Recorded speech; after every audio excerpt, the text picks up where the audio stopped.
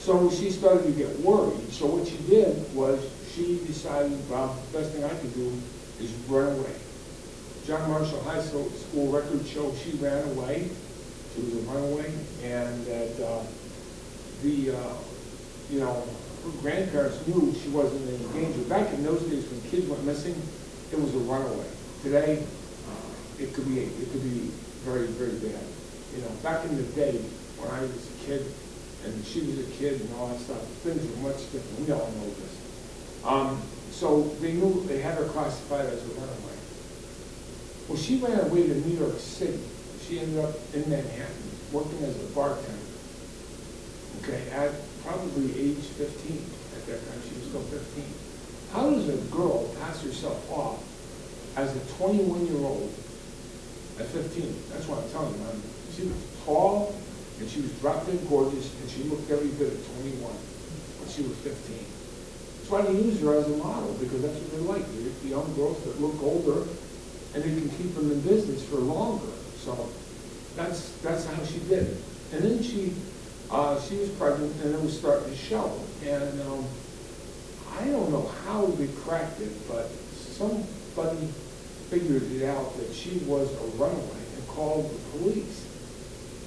So the police came to the bar, picked her up, and she told them that she had been kidnapped. And she gave them a phony name, okay?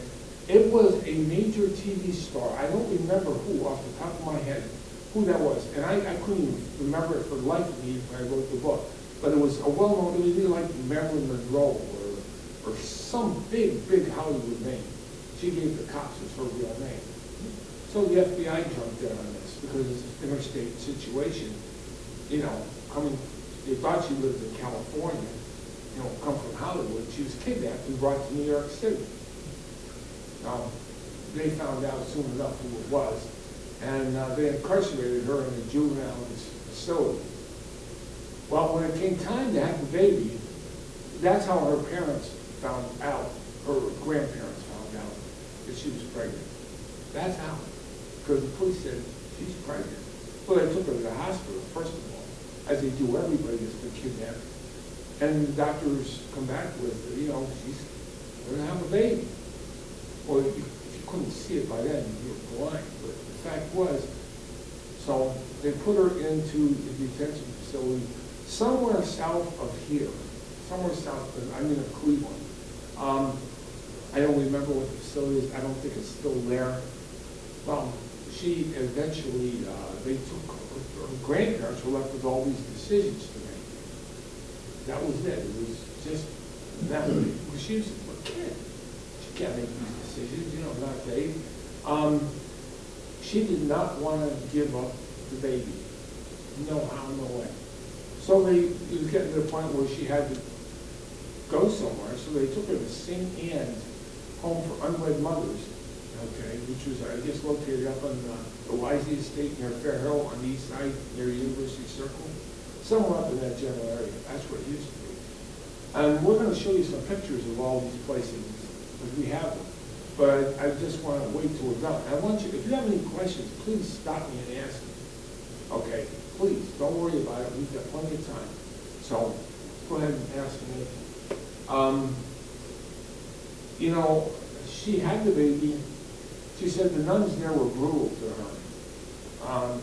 They made her, she was in labor, and they made her scrub floors because they said it would hurry up the labor. So she had to have me. She got to actually hold me, which was the first mistake they made in the hospital. They let her hold me, and that's an instant bonding situation there. When you had the baby, you just had in your arms. So they took me away and got me all cleaned up, and found out I was healthy and stuff. And it was, she at that point had not given up my rights.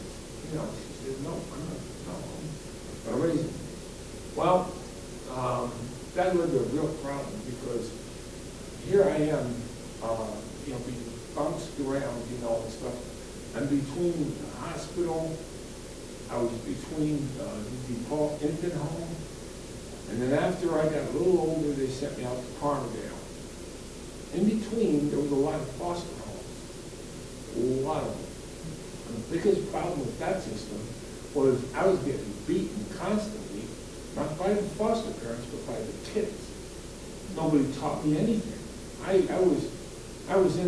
started out, obviously, once I could walk and stuff like that. Well, I wasn't potty trained. I couldn't even talk right, you know, and nobody did a thing. So these kids, here comes this kid that's, what? I was tall. Oh, believe me, I was tall. And he's so old, whatever year it would be, for 1, 2, 3. I was always tall, always, from the get-go. And they used to beat the tar out of me because they thought I was some sort of a mental retard. You know, I was messed up. Something was wrong with me. I wasn't right. But I couldn't talk, and I messed my pants all the time. I mean, the kids knew it. So every single foster home, every single one of them, I was beaten. I mean, I was beaten by the kids, not the parents. And they never beat me to the point of leaving marks. I mean, they used to shove me, slap me, you know, and stuff like that. Never bruised, you know. And most of the bruises anyway were on your kid. You're bound to have bruises. They didn't know that the kids were doing this to me. And none of these kids were brothers and sisters or had anything to do with the foster parents.